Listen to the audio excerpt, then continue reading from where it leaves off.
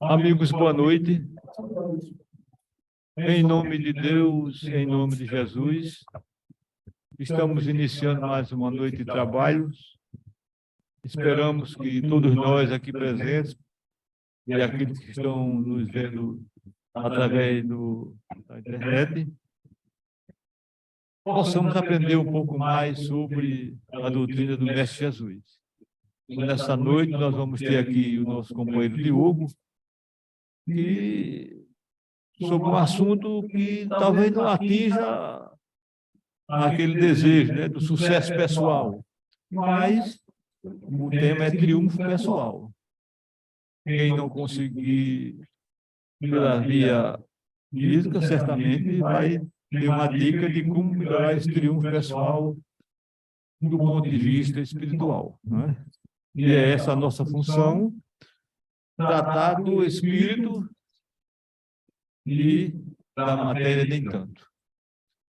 Então, nós vamos, inicialmente, como fazemos em qualquer trabalho da Casa Espíritas, nos sintonizar através de uma pequena prece.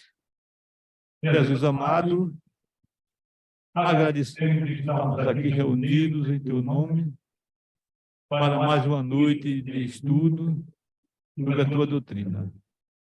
Esperamos contar com a assistência espiritual, que nunca nos há de faltar, e que todos nós possamos aprender um pouco mais, para que possamos, enfim, nos encaminhar na direção do bem, do alto. Essa é a nossa destinação. Assim sendo, agradecemos antecipadamente pelo sucesso que vai ser a noite de hoje. Assim seja. Então, meus amigos, vamos passar a palavra para o nosso companheiro Diogo, que vai explanar o tema. Boa noite. Que a paz do Senhor Jesus, espiritualidade amiga, nos intua, nos use como instrumentos enferrujados, agora nesse momento. Gente, primeiro registrar a minha felicidade de ter sentado aqui na frente. Luiz Andes, ali no fundo ali. Luiz Andes é um baluarte do espiritismo de Pernambuco, eu conheço tanto e tanto ouvi falar, meu pai falando, todo mundo que eu chegava, Luiz Andes, Luiz Andes, Luiz Andes, e muita humildade, ele fez um trabalho e faz um trabalho lindo no espiritismo, então, honrar a sua presença é tão importante. Obrigado, querido. Você e Vera fazem um trabalho incrível. E hoje a gente traz um desafio dos bons, tá, gente? Quem conhece a bibliografia de Joana de Ângeles, psicografado por Divaldo Pereira Franco, sabe o quanto Joana não fala de maneira simples. Nossa palestra hoje baseia-se neste livro de Divaldo Pereira Franco, chamado Triunfo Pessoal, que faz parte dos 12 livros de formação psicológica alinhada ao espiritismo que Joana de Ângeles psicografou por meio de Divaldo Franco. Joana de Ângeles, quem assistiu o filme já se impressionou com sua tamanha capacidade intelectual e de profundidade acerca da nossa doutrina espírita, no sentido da evolução, da transformação, e não do vitimismo e da acomodação. Joana de Ângeles nos convida para evoluir, no processo de reforma íntima que utiliza da ciência trazida para o planeta Terra pela espiritualidade de luz. Então, Joana de Ângeles, ela usa esse livro como pano de fundo, assim como os demais 11 livros do programa de formação psicológica, à luz do espiritismo e à luz de todos os grandes nomes da psicologia terrena, e ela começa a amarrar tudo com sua capacidade única. E é muito interessante ler do Joana de Ângeles, porque você lê um capítulo, não entende nada, aí você volta, aí você lê de novo, você não entende mais uma vez, e depois você passa ali algumas vezes lendo aquele capítulo, dizendo, caramba, agora entendi. E eu vou tentar traduzir de uma maneira muito simples, como eu costumo fazer no uso dessa tribuna, para que a gente saia daqui com algumas provocações que veio absolutamente dela. Então, triunfo pessoal é o tema do livro, e quando ela fala de triunfo pessoal, ela fala de existências que foram úteis para a evolução.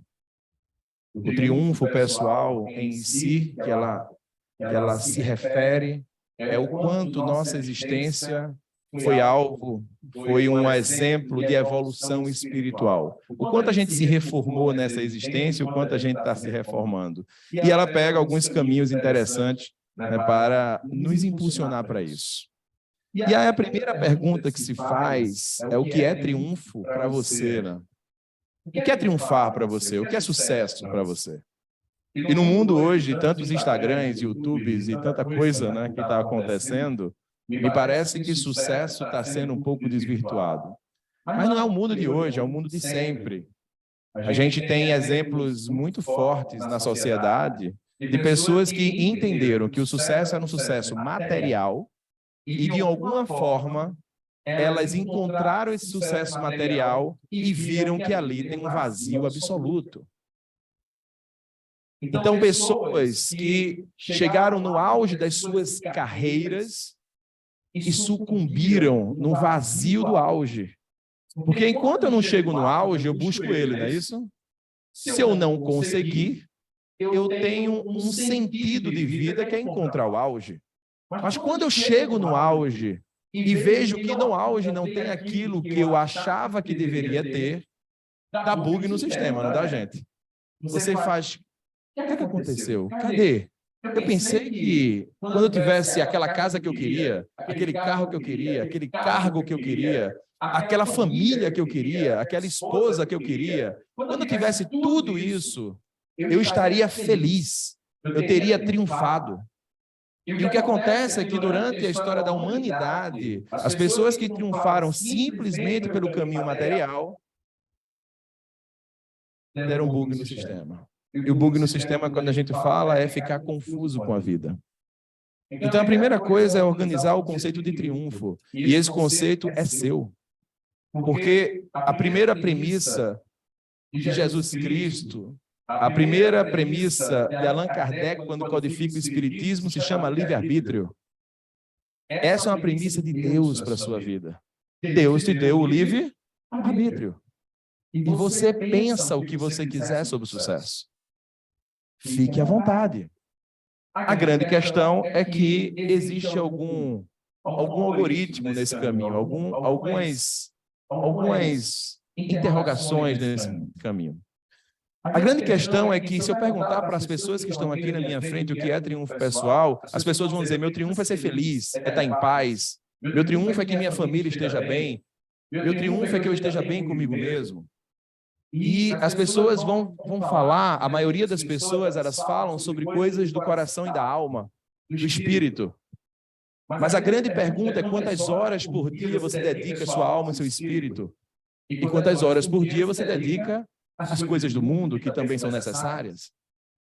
A grande questão é o quanto a gente está organizando o nosso tempo para ser presente espiritualmente na missão que a gente veio para cá. E o quanto a gente está equilibrando isso de uma maneira inteligente, tal qual a gente não incorra no erro de passar muito mais tempo buscando coisas materiais. Então, a grande questão, essa pergunta vai ser reforçada ao longo dessa conversa com vocês, porque vocês vão começar a ver que tem coisas que são absolutamente disfuncionais, estão erradas, não estão corretas, e não combinam com o que a gente veio fazer nesse mundo. E eu já digo de passagem e de largada, que não é sobre ser dualidade, não é sobre dizer: a partir de agora eu não vou ganhar mais dinheiro, a partir de agora eu vou largar meu emprego e vou servir ao mundo espiritual. Não, é sobre integrar tudo. É sobre você conseguir ter o sustento da sua casa, ter o que você gostaria de ter materialmente, e que você equilibre tudo isso com um ambiente espiritual forte, vivo, dentro do teu ambiente material. Em momento algum, o Evangelho de Jesus, ou o Evangelho do Espiritismo, fala que riqueza é pecado. Em momento algum, ele só fala o tempo todo que riqueza é perigoso. É só isso. Não está dizendo é proibido ficar rico, é proibido ter uma casa boa, é proibido. Não tem nada sobre isso. Tem lá dizendo, é mais fácil achar uma agulha no palheiro, não é isso? Do que um rico entrar no reino dos céus. A porta larga e a porta estreita do Evangelho segundo o Espiritismo. Então ele fala de dificuldade, não de impossibilidade. E o mundo, Deus, a espiritualidade, manda para a gente exemplos interessantes, para que a gente pare de ser preconceituoso. A gente tem o homem mais rico do mundo, Bill Gates, que está dedicando 95% da sua fortuna a mudar o mundo. Ele pegou 110 bilhões de dólares dos 115 que ele tem e está investindo em soluções inteligentes para as pessoas morrerem menos no mundo por causas simples. Porque o mundo que a gente vive é tão estranho, mas tão estranho, mas tão estranho, que a gente se comove com a Covid, que matou milhões de pessoas. Não nos comovemos? A gente se comoveu muito porque chegou perto da gente. Chegou perto da gente, chegou no nosso irmão, no nosso filho, na nossa mãe, no nosso pai, chegou perto da gente. Chegou perto da gente, a gente diz, estamos comovidos. Mas esse ano vão morrer 3 milhões de crianças de 0 a 10 anos na África, 3 milhões de doenças preveníveis. Doenças preveníveis. Não estamos falando de doenças que não têm cura, que é outra luta, não é isso? É outra luta. É doença prevenível. É desinteria. É um filho que morre por desinteria no mundo. Na África existe isso, no Brasil em muito menos quantidade, mas também existe. Então, quando a gente entender que a gente fica cego para algumas coisas do mundo, a gente começa a entender que a gente trabalha muito do que é perto da gente. Perto da gente. Eu fiquei impressionado, há 2 semanas atrás, 2 semanas atrás teve as coisas dos ataques nas escolas. Todo mundo acompanhou isso? O pessoal fez os ataques ali e aconteceu uma tragédia. As tragédias são importantes para que a gente olhe para o escândalo, né? Isso é bíblico, né? É importante que venha o escândalo. Aí o escândalo vem, aí fica todo mundo louco em não mandar os meninos para a escola, não é isso? Aí eu olhei para o grupo lá do Damas, os meus filhos estudando Damas, vi lá, meu amigo, eu nunca vi tanta mensagem na minha vida. Tem que tomar cuidado, realmente, é um absurdo, temos que nos unir contra isso. Eu disse, que lindo, né? É um movimento, né? É um movimento. É um movimento baseado num dado que é pequeno. Quantas milhões de pessoas, de crianças vão para a escola todos os dias? Quantas morreram por um atentado como esse? Mas a gente enche isso aqui de atenção. Mas quantas crianças, nesse momento, estão sofrendo bullying no colégio? Exclusão, preconceito, discriminação, por sua cor, por seu comportamento. Agora, isso não está no WhatsApp. É impressionante. Não está. Mas a tragédia está, não está? A tragédia está. Joana de Ângeles, ela fala no início desse livro aqui, capítulo 1, de transtornos comportamentais do espírito encarnado. Então ela começa a falar de espíritos confusos, imperfeitos que somos, no mundo de expiação e prova, ainda repleto de vícios de conduta, de comportamento, de ego, de orgulho.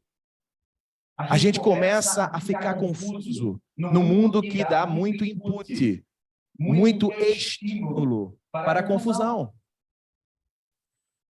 Então, Joana de Ângeles começa a falar, gente, está ficando mais complexo. Esse livro aqui é de 2016, psicografado em 2016, já existia internet, rede social, tudo. E Joana de Ângeles fala de quê? No capítulo 1. Internet, de rede social, do quanto isso está massificando coisas boas, mas também massificando conceitos perigosos. E quanto isso está tornando nossos jovens, nossos adultos, com confusões mentais acerca de assuntos que a gente não precisa ter confusão. É claro que tem que ser de um jeito.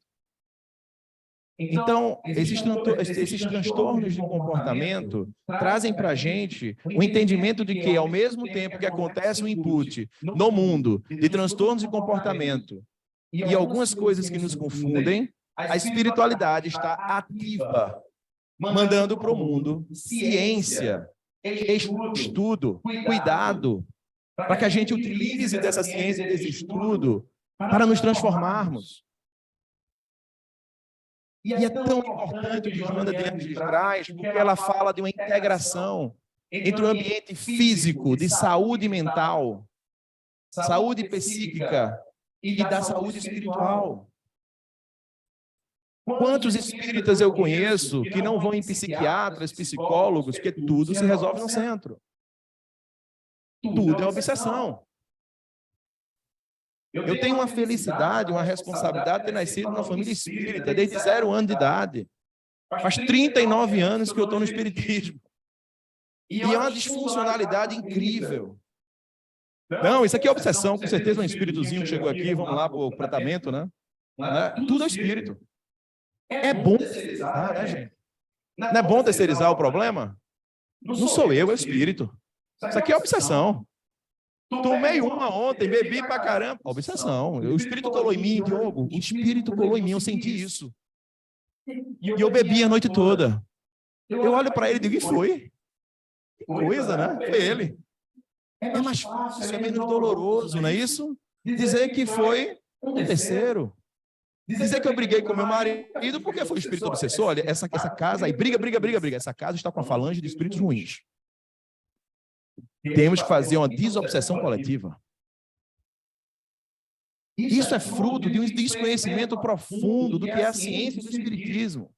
O espiritismo, o tempo todo, no Livro dos Espíritos, fala de conexão, de vínculo, de energia com energia.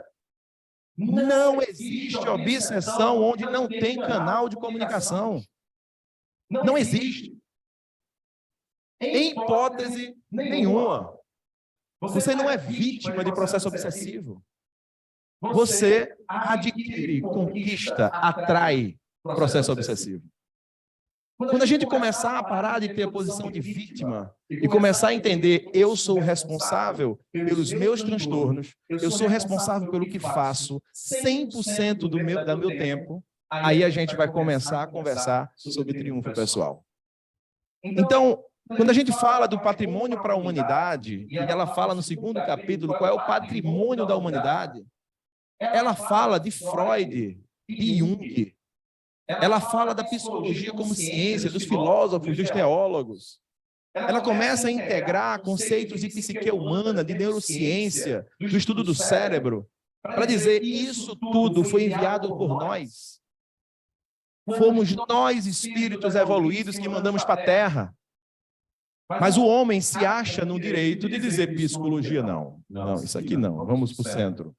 Neurociência, de jeito nenhum, isso é coisa do homem humano, né? Gente, é claro que em todos os ambientes tem disfuncionalidades causadas pelo nosso atraso, mas em todos os ambientes tem energia, tem luz, para que a gente consiga se conectar com ele. E aí, no capítulo 3 ou 4, a Joana de Anjos apresenta a neurociência, de como a gente funciona, como Deus planejou funcionarmos. Criação de Deus. Somos perfeitos em si. É muito difícil você imaginar que Deus, ele criou a natureza toda perfeita e só a gente, ele disse, você vai ser imperfeito. É muito curioso pensar isso. Nós somos uma estrutura perfeita. Acontece que, como espíritos, no Vale das Tentações, a gente começa a se confundir e começa a fazer algumas coisas que não fazem sentido nenhuma com a nossa alma, com a nossa self. Daqui a pouco a gente fala de self. Observa aqui. Ela fala que a gente tem um neocórtex, um sistema límbico, um complexo reptiliano. E é muito interessante porque eu trabalho com isso. E eu fiz uma especialização em ciência do comportamento humano. E nessa especialização que eu fiz, foram 18 módulos, e nesses 18 módulos, nada fala de Deus, nada fala de Jesus, a maioria dos professores são ateus. A maioria dos professores. Mas mesmo no seu ateísmo, mesmo na sua falta de crença, existe uma evidenciação de uma perfeição incrível e de uma complexidade que nós trouxemos para a mesa. O neocórtex é onde a gente tem função racional, intelectual. Lá no sistema límbico, a gente tem as emoções funcionando, nós como seres humanos, interagindo, entregando afeto, amor, carinho. É o cérebro límbico que abraça, que beija, que diz eu amo você. É o cérebro límbico que perdoa, que diz eu perdoo você. No cérebro racional, ele fica fazendo conta do que você fez comigo. É isso? Não, mas eu vou lhe perdoar, mas você fez isso, você tem que pagar. Essa conta matemática de quem paga, de causa e efeito, é do cérebro racional. E tem gente que quer fazer triunfo pessoal, mudança pelo racional. E pelo racional vai ser complicado, porque você tem um HD cheio de informações e vai lhe confundir, papai. Ele vai lhe confundir. Porque você foi criado de uma forma, você foi criado dentro de alguma religião, você foi criado de algum jeito que tem algumas informações que você respeita naturalmente nessa existência. E esse respeito traz pensamentos. E aí o cérebro reptiliano é aquela sobrevivência, o cérebro que decide rápido, que te salva, ou que te faz fazer umas coisas que você não deveria fazer. É ele que toma a decisão de gritar, de espernear e de ser grosseiro com a pessoa, de rompante. É ele. É ele que vai dizer, grita, bate, faça isso. É ele, porque ele é a parte perfeita que Deus colocou na gente para que a gente pudesse sobreviver a algumas coisas que a gente precisa responder rapidamente. Acontece que onde você atua mais? Você está no racional, tentando entender Deus racionalmente? Boa sorte. Boa sorte. Porque Deus, na racionalidade, quando você junta 1 mais 2 com 3 com 4, você não chega na conta. Você não vai chegar, fique tranquilo. Quanto mais os estudiosos estudam, menos, quanto mais na racionalidade os estudiosos estudam, menos eles chegam em Deus. É claro, porque Deus não está ali. Deus está no nosso coração, na nossa alma, no nosso sentimento, no sentido, no propósito.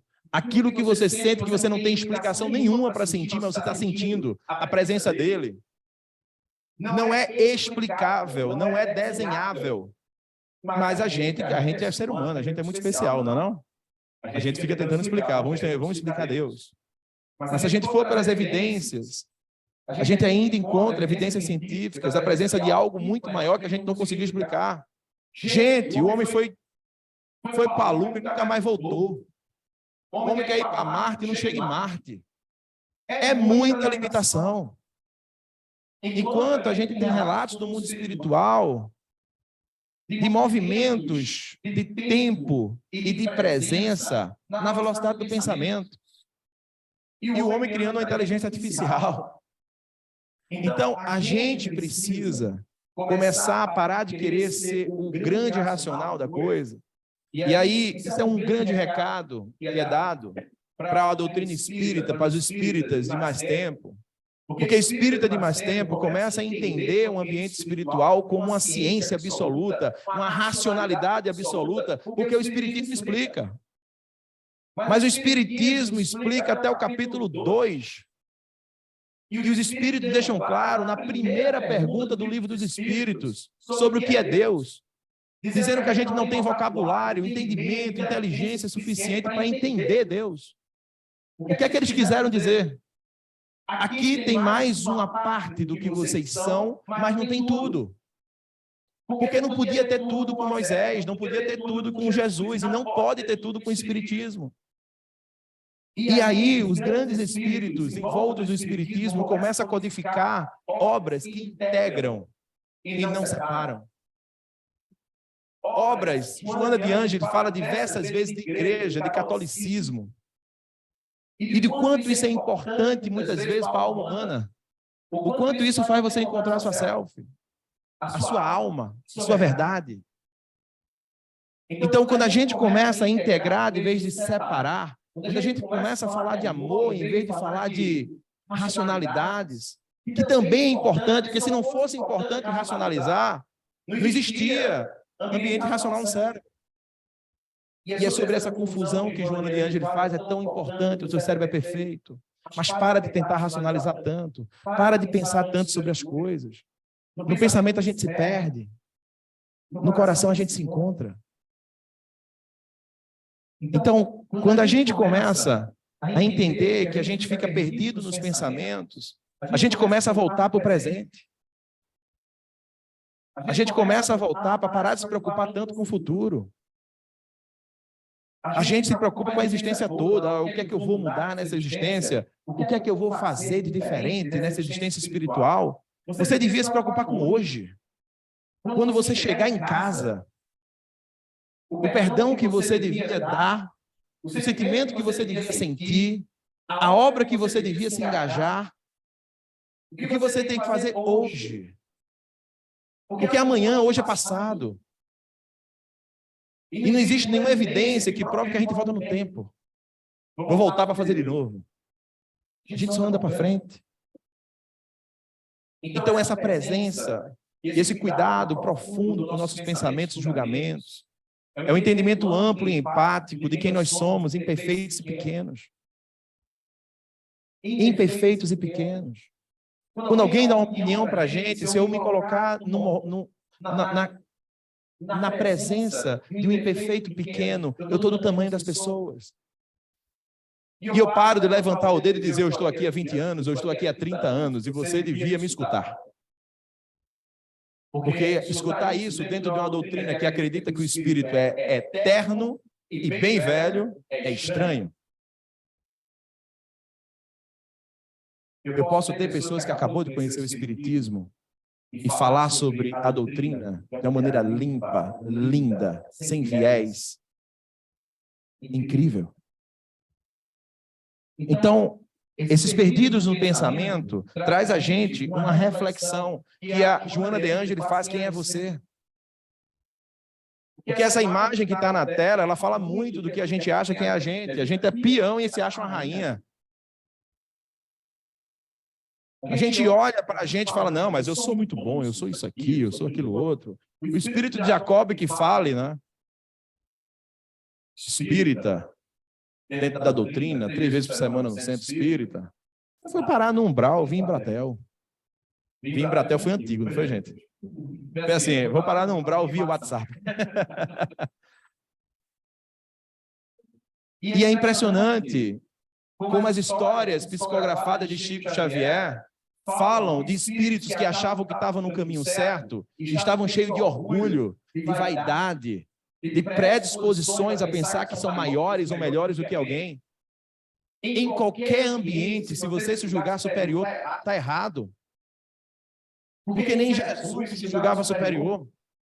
Como é que você ousa se julgar superior a seu marido? Se julgar superior a seu filho? Se julgar superior a alguém que aparece na sua frente com uma nova ideia?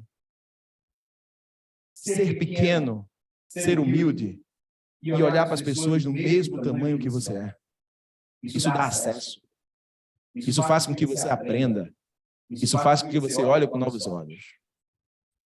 Esse quem é você? A Joana de Ângeles traz Jung, segundo Joana de Ângeles. Jung, para quem não conhece, é um dos precursores da psicologia como ciência. Muitos psicólogos utilizam-se como eu sou um junguiano. Eu sou um psicólogo junguiano. Eu sigo Jung. E Jung, segundo Joana de Ângeles, eu não sabia, é um enviado da espiritualidade para entender o que está acontecendo disfuncionalmente no mundo. Veja que interessante, em meados da década de 40, Jung começa a falar sobre arquétipos e formas que a gente aprendeu e pensa que está certo. Avisos muito fortes. Aí, só vou ler aqui para que a gente comece a entender. Jung achou o arquétipo de sábio. Caramba, que arquétipo é esse? Arquétipos são clusters, conjuntos, coletivos de pessoas. Existem pessoas que têm um arquétipo do sábio. O que é o arquétipo do sábio? É o arquétipo que estuda, que lê, se aprofunda e sabe de tudo. Se você perguntar sobre o Espiritismo, ele vai fazer capítulo 3, para a pergunta 68. E ele vai falar com uma voz diferente. E ele vai dizer, olha, isso aqui, isso aqui, isso aqui. E ele fala diferente, ele é um sábio. O arquétipo do sábio, segundo Joana de Ângeles, tem uma disfuncionalidade, um poder de disfuncionalidade descomunal. Porque o poder de eu pensar que eu sei é muito pior do que o poder de eu achar que eu não sei. Então, o arquétipo do sábio é uma ilusão, é uma utopia, eu pensar que eu tenho resposta para tudo. E isso acontece muito para grandes oradores espíritas, grandes pastores, grandes padres. Eles começam a entender tanto da ciência, da forma, do conceito, que eles pensam que resolveram a questão. Mas a questão está em qualquer lugar, menos no ambiente intelectual. O ambiente intelectual pode te trazer algumas dicas, algumas elucidações, algumas visões, mas ele não consegue te trazer o sentido do sentimento certo para que você evolua de fato. E aí aqui tem um aventureiro, um rebelde. Tem rebelde, gente, no mundo? O rebelde, não é isso? Nem tem, né? Rebelde, não acredita em nada, nada funciona, esse novo sistema, não é isso? O sistema tá tudo errado, tá, o rebelde, beleza. E aí? Oi, rebelde, qual é a solução? Bora. Evolução, a gente evolui como? Não, tá tudo errado, não funciona, isso aqui é uma fraude, isso aqui também, isso aqui nos aprisiona. Sim, tudo bem, rebelde, vamos lá, mas quer que evolui?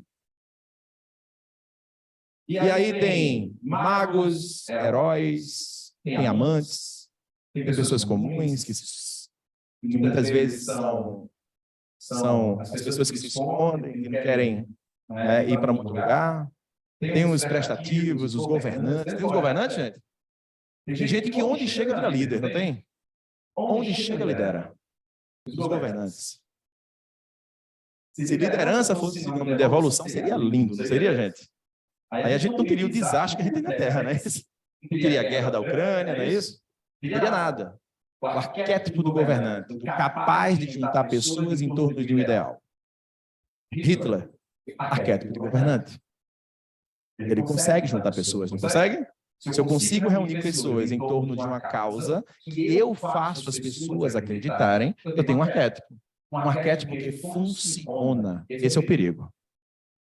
Mas se eu tenho um arquétipo do governante de maneira funcional, eu posso ter um governante que chama as pessoas para uma realidade diferente. Posso? Posso. Jesus Cristo. Arquétipo de governante. Mas só falava de amor. Então, todos os arquétipos que o mundo desenha têm suas coisas lindas e têm suas coisas não tão lindas assim. É o que ele chama de luzes e sombras. Ele diz, tem luz e tem sombra. A grande questão é que a humanidade gosta de uma sombra grande aqui na Terra. A gente gosta de um negocinho que nos faz sentir importantes. E se a gente luta para se sentir importante o tempo todo, a disfuncionalidade acontece todos os dias. A grande questão é que a gente aprendeu com alguém a ser. E aí, dentro do ambiente junguiano, psicológico, não transpessoal, e sim pessoal, dentro desse ambiente, Jung, Freud e todos os precursores, Adler, todos os precursores da psicologia só falam de 0 anos de idade, na verdade, do feto até onde a gente chegou. E Joana de Ângeles chega no livro e diz, nós que somos espíritas, entendemos que é muito mais profundo do que a existência da gente. É muito mais profundo do que simplesmente pensar que foi quando eu tinha 2 anos, 3 anos, 4 anos, 5 anos, primeira, segunda, terceira, quarta, quinta, sexta e sétima infância. Isso também existe. Mas a gente teve a primeira encarnação, a segunda, a terceira, a 100ª, a 1000ª encarnação, e tem muita história dentro desses espíritos na Terra, com média de 2 milhões de anos. E aí a gente começa a entender que o triunfo pessoal é um desafio muito maior do que a gente pensava. Porque se a gente pensar que a gente tem 90, 100 anos de rolê aqui, não é isso? Nosso caminho aqui, nossa caminhada aqui é de 100 anos. É muito pouco. Porque para resolver uma questão cravada no teu espírito, pode demorar umas 8 encarnações. Uma questão. A grande questão é quando você acorda e entende que isso é um trabalho a ser feito todos os dias. E você concentra a sua existência em evoluir. Com cuidado, com carinho e com afeto. E aí, eu te pergunto mais uma vez, o quanto você é íntimo de você? O quanto você está investindo tempo em pensar em quem é você? O quanto você está investindo tempo em parar para pensar em você? Joana de Ângeles fala do ambiente egóico necessário. Veja que loucura, um ambiente egóico necessário. De pessoas tão altruístas, que não olham para si. Eu olho para tudo, eu vou para a campanha do quilo, eu vou para o centro, eu vou para a palestra, eu vou para o passe, eu vou para a ação social, eu subo, eu desço, quem está no centro sou eu vou para a igreja, eu aproveito e vou para o cursilho, e eu subo, eu desço, eu faço tudo, eu sou altruísta, eu sou para fora, eu entendi que eu tenho que doar para o mundo, porque fora da caridade não há salvação, e está certo, mas no meio desse caminho existe você. Esse movimento egóico necessário é o tempo que você precisa dar a você. Mas você dá tempo para o seu filho, para o seu outro filho, para o seu outro filho, para a sua esposa, para o seu marido, para o seu trabalho, para o centro, para tudo, mas não dá tempo para você. O movimento egóico necessário. Não dá para você vir 5 vezes por semana no centro, 3 vezes no centro, e não ter uma noite que você pare durante 2 horas para pensar sobre a sua vida, a sua missão aqui na Terra. Não dá, porque senão isso é ilusão do ambiente existencial. Eu me escondo de mim, eu fujo de mim, eu arrumo trabalho para fazer. O tempo todo eu arrumo trabalho para fazer. Arruma trabalho, isso é ótimo, fora da caridade não há salvação, e você? E você? Você como ser individual, de responsabilidade individual. E aí tem uma parte do livro que diz uma coisa interessante. Eu vou ler para vocês. Porque senão, às vezes, pensa que é coisa da minha cabeça, né, gente? Não é, tá aqui. Deixa eu só botar o celular aqui em cima, um pezinho. Vamos lá. Opa. Na condição de psicoterapeuta por excelência, Jesus, na condição de psicoterapeuta por excelência, pessoa que te faz entender mais sobre você, psicoterapeuta. Processo terapêutico é processo de cura. Terapia, processo de cura. Na condição de psicoterapeuta por excelência, Jesus, analisando os conflitos que atormentam o ser humano, examinou com excelência, conforme a anotação de Mateus, no capítulo 5 do seu Evangelho, no versículo 25. Olha o que Jesus diz. Concilia-te depressa com o teu adversário enquanto estás no caminho com ele. Concilia-se depressa com o teu adversário enquanto estás no caminho com ele, para que não aconteça que o adversário te entregue ao guarda. Para que não aconteça que o adversário te entregue ao guarda e sejas lançado na prisão. A gente pode... Joana de Ângeles, depois de falar disso, ela passa 3 páginas falando do aprisionamento religioso. E é muito interessante, porque eu posso usar essa frase e dizer, se você não mudar, você vai ser preso, você vai para o inferno. Não posso dizer? Você vai para um umbral. Esse amedrontamento não é de Jesus. E Joana de Ângeles traduz o que Jesus quis dizer. Ele disse, ou você se reconcilia com quem você não consegue amar ainda, ou a prisão vai ser dentro de você? A prisão é sua? A prisão é do seu ego? A prisão é do seu rancor? Então, quando a gente fala de uma prisão, a gente não está falando de externo nos aprisionando. Não existe isso. Existe você se deixando levar com o livre-arbítrio o caminho errado. O caminho de se transformar vítima e é mais fácil. E Adler fala isso no ambiente psicológico, é mais fácil se esconder atrás dos traumas. E aí, Joana de Ângeles começa a dizer que você se esconde atrás de um pai feroz, você se esconde atrás de um marido abusador, você se esconde atrás de várias coisas que acontecem na vida e são fatos. Elas são, não é invenção sua. São difíceis, são complicados, foram pesados ou são pesados. Mas às vezes a gente dá tanto valor para o trauma e para o outro, que a gente se torna uma vítima tão feroz, que a gente não faz mais nada, a não ser vítima. E a prisão é você com você mesmo. Quem é você é sobre quais são as suas responsabilidades. Quem é você se você começar a entender que você precisa se aceitar, se acolher. Você precisa parar de ser tão rígido com você. Querer ser tão perfeito na tua imperfeição. Então, quando a gente fala disso tudo, a gente está falando de algumas coisas que eu tirei daqui, exatamente os mesmos termos, para que a gente converse sobre isso.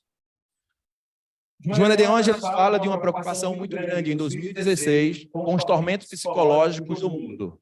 Não sei se vocês sabem, o uso de ansiolítico, remédios que trabalham no cérebro, para o cérebro se acalmar, só cresce no mundo todo. O Brasil é o maior usuário de Rivotril do mundo. O Brasil tem a maior taxa de aumento de uso de Rivotril do mundo. Os Estados Unidos têm uma pandemia acontecendo de falta de saúde mental. Mas isso é silencioso, porque ataca o ego. Ninguém conversa numa fila com ninguém ou numa mesa de empresa e está com dificuldade de dormir e está tendo pensamentos de tormenta. Ninguém conversa sobre isso, não é isso? Porque a rede social está todo mundo bem, não é isso? E no dia a dia a gente automatizou, estou bem. Tudo bem? A pessoa diz, está tudo ótimo. Não é assim? Porque a gente aprendeu que a energia tem que ser passada para o outro. Está tudo ótimo, tudo certo. Mas isso está tudo bem nas relações sociais mais rasas. Mas está tudo ótimo para minha esposa que está em casa. E eu estou mal, estou pensando em algumas coisas esquisitas. Eu não estou bem, eu estou pensando em algumas coisas que me levam para baixo, me levam para cima. Eu estou oscilando, eu estou com problema de dormir, problema de acordar, eu estou com problema no corpo, com dores. O corpo é teu repositório do grito. A ansiedade é um grito. Tem coisa errada aí, é só isso. Então, é muito importante que a gente entenda que os tormentos psicológicos estão aumentando no mundo da gente. Crianças com depressão. Meninos de 11, 12, 13 anos, adolescentes, que antigamente o seu bullying era restrito a 30, 40 pessoas na sala de aula, agora o seu bullying acontece na rede social para todo mundo ver. Mas a gente não fala sobre isso, a gente fala da machadinha, da tragédia de Santa Catarina. O que é mais fácil? Está longe. A grande questão, senhoras e senhores, é a ilusão do sucesso material. A gente trabalha muito. Trabalha? Muito.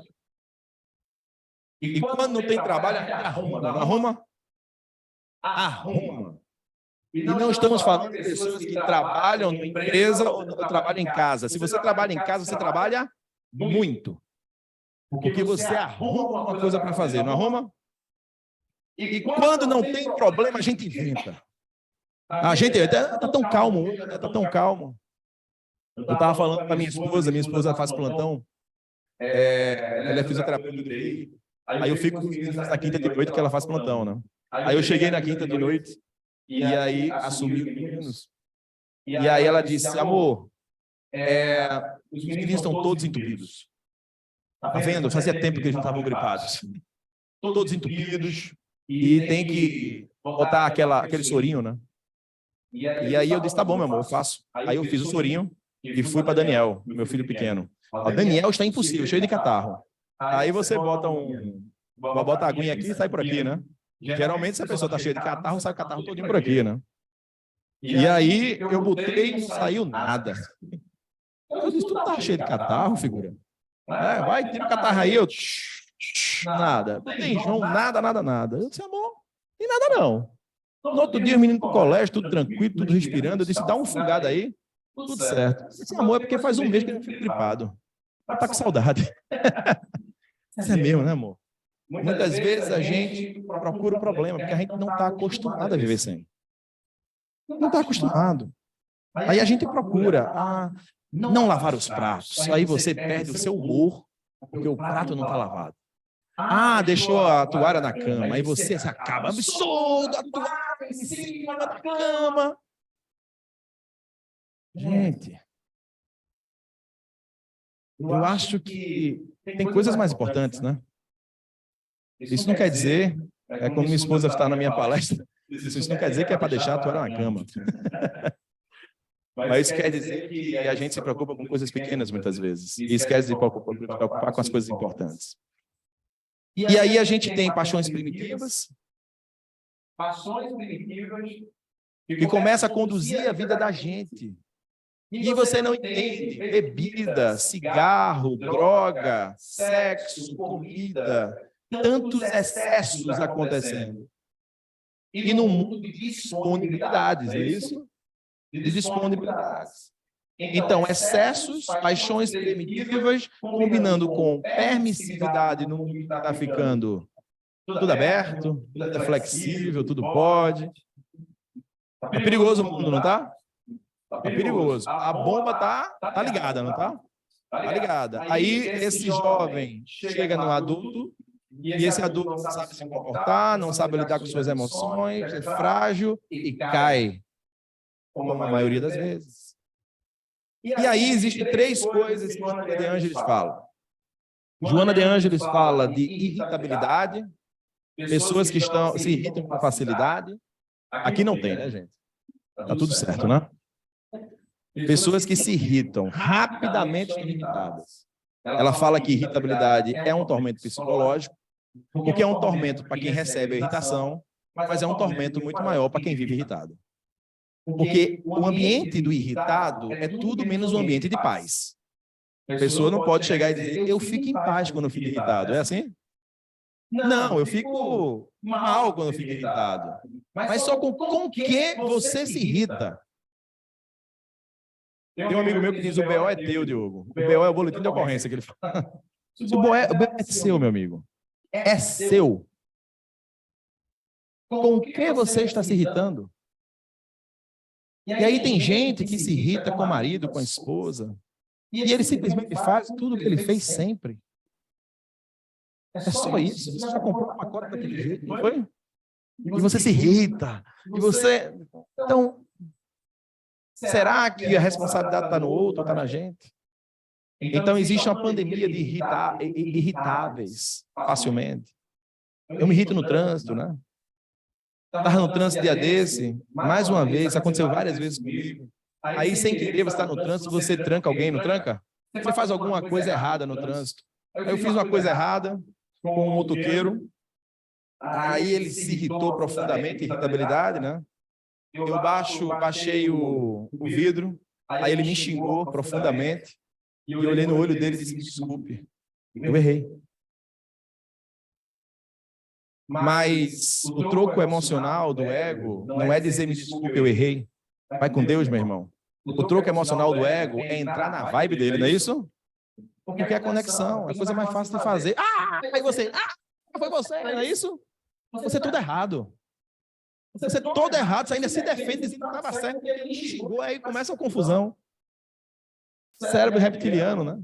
Tomando conta de você. E aí, Joana de Ângeles fala de ancestralidade espiritual.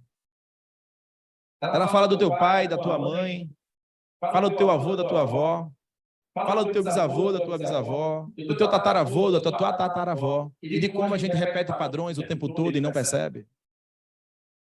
A gente repete padrão porque a gente honra o passado. Se a gente honra no consciente, está mais fácil de resolver, mas a gente honra no inconsciente.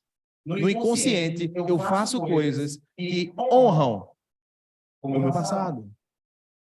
E isso está no pacote do ambiente perispiritual, porque tem coisas suas e tem coisas que você está no sistema que você orbita. Então você pega para você também. E aí o segundo grande questão que Joana de Anjos fala é do medo. Uma sociedade cheia de medos, vivendo amedrontada com tudo. E eu pergunto a você, Jesus ensinou a gente a ter medo? Foi medo que ele disse para ter? Tenha medo em qualquer situação, foi assim? Morra de medo de tudo, foi assim? Não! Jesus dizia, se você tem uma fé do tamanho de um grão de mostarda, você vai mover uma montanha. O que é que ele quis dizer? Você não tem fé, meu filho. Porque se fosse do tamanho do grão de mostarda, você movia essa montanha. Então nós somos seres que precisamos de firmeza de fé. E fé não é acreditar em Deus. Não é. Fé é sentir uma certeza absoluta que tudo está certo. Está tudo bem. Está tudo acontecendo conforme devia acontecer e eu estou aqui, presente, amando incondicionalmente as pessoas. É fé. Mais uma vez, volta para o cérebro. Se a fé é racional, e tem gente, o Espírito gosta de dizer, a nossa fé é raciocinada, não é isso? Aí Joana de Anjos diz e chega e diz, é raciocinada, a gente raciocina, mas não é por aí o caminho do vínculo espiritual com Deus, com Jesus e com espíritos. Não é pelo raciocínio. Mas o doutrina espírita veio para que a gente acessasse as pessoas do raciocínio. Para que o intelectual leia a doutrina e diga, tem sentido demais. Tem filosofia, tem ciência e tem capacidade de religar. E aí a gente começa a ser uma sociedade medrosa. A gente começa a ter tanto medo que tem gente que não consegue fazer mais o trabalho da rua. Não vou para a rua porque entregar sopa é perigoso, né, Diogo? Tem umas coisas lá, tem umas pessoas, pode acontecer alguma coisa? Pode. Se você for para o IC, nas probabilidades malucas que a gente faz na cabeça da gente, para não sair de casa, para não resolver as coisas, para não enfrentar o que a gente precisa enfrentar, se você for para o IC, tudo pode acontecer aqui nesse momento, não pode? Pode. No IC, meu amigo, o teu pensamento vai ser criativo, não vai? E a gente acabou de viver um ambiente pandêmico. E o ambiente pandêmico trouxe uma estrutura de pânico para muita gente. E a gente acha que pânico é cuidado. Mas é tormento psicológico. E é tratável. A minha mãe passou 2 anos dentro de casa, porque ela precisava passar, porque minha mãe não tem um pulmão. Ela teve um câncer de pulmão, tirou um pulmão e ela tinha um pulmão só. E aí o médico dela, pneumologista, disse, se você pegar Covid, o B.O. é grande. E aí a gente isolou ela na casa dela, a gente tirou a secretária dela, a gente via ela com 3 metros de distância, a gente tinha o maior cuidado com ela durante o ambiente pandêmico. Mas a pandemia já se foi. Cientificamente, a Covid virou mais uma virose, sem tanta força de mortalidade. Isso é ciência, isso é dado. Mas ela continua com medo de sair de casa. Isso é pânico. Separar as coisas é o primeiro caminho para a autoconsciência. E com muita naturalidade, com muita tranquilidade. Sem se autoflagelar, caramba, eu estou com pânico, socorro. Não é isso não, está tudo bem, você está com pânico.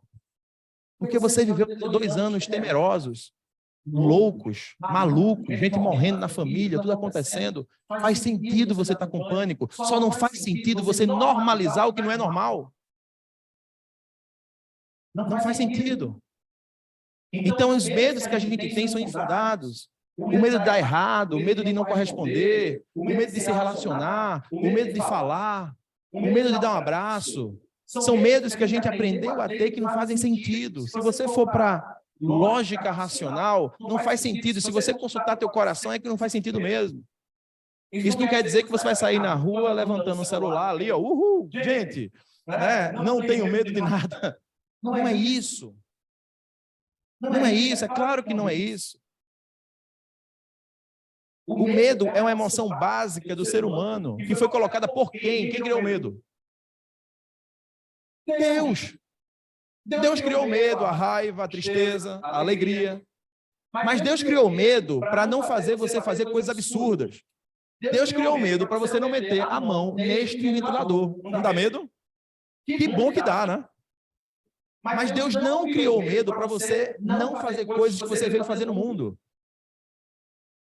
Não criou. Deus criou a tristeza para fazer você se refletir sobre sua vida. Mas Ele não criou a tristeza para você viver a vida triste e mal-humorado.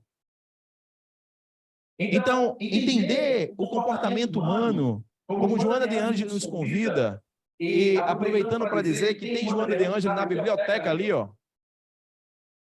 Na biblioteca, Joana de Ângeles, mas se prepare para o caminhada árdua de entender, porque é cada parágrafo que eu disse, Joana, meu amor, por favor, diminua rebuscamento.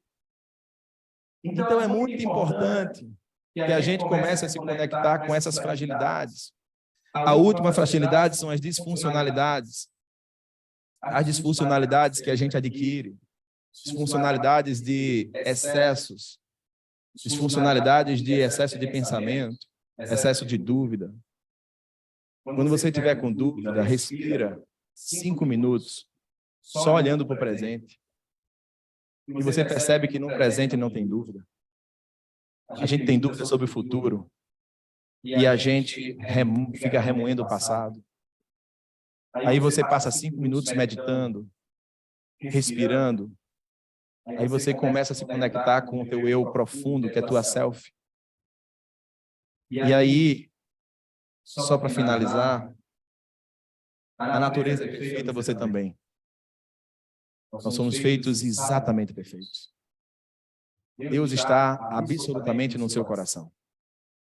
A gente foi criado com o conceito de que Deus está lá em cima, que Jesus está lá em cima, não foi assim?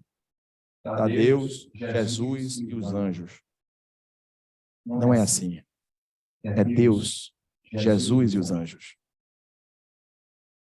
Deus está dentro de você na mais pura realidade que Ele te ensinou a amar. Ele já te fez capaz de amar. Ele te fez capaz de amar como nenhum animal consegue fazer tão afetivamente e tão racionalmente. Mas só que por pensar demais, às vezes a gente não tem um afeto que um cachorrinho em casa da gente tem. Não é cheio de afeto, não é? Pet, animal, tem selfie pura, livre de pensamento. É só isso. A gente confundiu o caminho. A gente tentou pensar demais. O cachorro só te ama. E ponto, e te defende. É isso? É isso. A floresta só te entrega o fruto. Não tem pensamento. Já imaginasse uma árvore pensando? Será que eu vou dar a maçã hoje? Não estou afim, estou meio triste. Eles não estão merecendo essa maçã. Eles não estão merecendo. Nós temos que puni-los, porque a vida é de causa e efeito, e essa maçã não vai sair neste momento. Esse rio também não vai desagar água, o mar vai deixar de ser mar e ar não vai ter também. Porque é olho por olho, olho dentro por dentro. Mas usando um linguajar mais espírita, ele vai pagar. A lei de causa e efeito existe. Ele vai pagar. E a gente usa nosso livre-arbítrio, nosso intelecto para julgar e para estar acima do ambiente de natureza que, na verdade, está absolutamente interligado a nós. O amor está dentro de nós, o passado deve ser honrado, a gente veio até aqui por ele. Honrar pai, honrar mãe, é Moisés, meu amigo. Honrar pai, honrar mãe é respeitar profundamente a sua imperfeição e as suas vicissitudes da vida. É entender que você desconhece profundamente o porquê daquele ambiente agressivo, abusivo ou não afetivo. Entender com amor e carinho e honrar. Porque, no mínimo, um pai e uma mãe te deu a chance de estar aqui, encarnado, um ciclo vital para aprender muito. Se ele só te deu isso, já honre só isso. Mas se ele te deu outras coisas, também honre essas coisas. Honre. Não fica com rancor. Não fica na... Eu vou perdoar um dia. Deus não perdoa, gente. Deus não perdoa. Sabe por que Deus não perdoa? Porque ele não precisa, ele não se magoa. Quem não se magoa não precisa perdoar. Ele só ama. Mas a gente reza, perdoai as nossas ofensas, como se eu tivesse que pedir para Deus me perdoar. Ele já me ama. Já está tudo certo. O futuro não existe, o presente simplesmente ame. Esteja sempre presente, amando, sendo, evoluindo e reconhecendo, ao deitar a cabeça no travesseiro, que somos imperfeitos sim, pequenos sim, e perfeitos no amor que Deus nos deu. Que a gente pare de terceirizar o triunfo e comece a chamar o triunfo para dentro de você. E aí as coisas começam a dar certo na vida. Porque você sai da posição de vítima, de reclamação, de obsessões conquistadas e entra no fluido positivo, propositivo, inovador para um sentido de existência e não para um sentido de high-tech pelo high-tech. Não é sobre subir, é sobre integrar. É sobre se integrar a esse novo mundo. E se integrar falando coisas bonitas, falando de amor, falando de Jesus e falando de transformação pessoal. Eu desejo profundamente que a noite de hoje tenha dito para vocês que Jesus, quando estava com Maria e com Marta, e Marta reclamou, e Marta só ficava trabalhando na casa, e Maria sentada com Jesus, Jesus disse, ela está fazendo certo, ela está sentada comigo.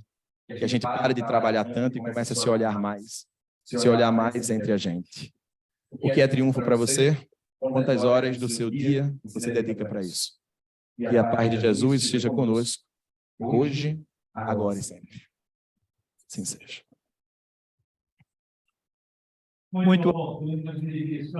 Duras das palavras do Diogo.